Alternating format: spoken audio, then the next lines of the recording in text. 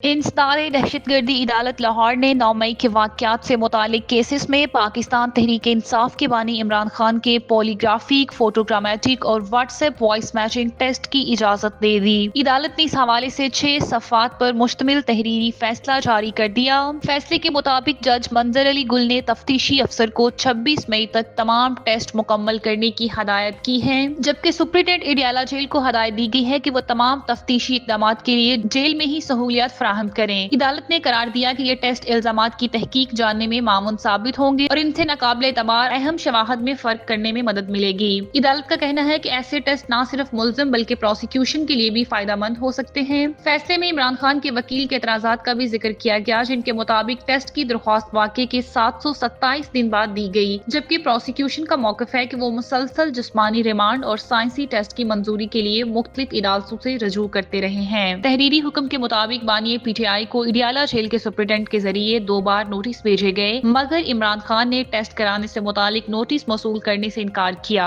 अदालत ने तफ्तीशी अफसर को आइंदा समात पर टेस्टों की रोशनी में तफ्तीशी रिपोर्ट पेश करने का हुक्म भी दिया है, और ये फैसला ऐसे वक्त में सामने आया जब इमरान खान मुतअद्दिद मुकदमात का सामना कर रहे हैं और इन पर 9 मई के पुरतशद्दुद वाक़यात में मुबैना किरदार के इल्जामात भी आयद किए जा चुके हैं।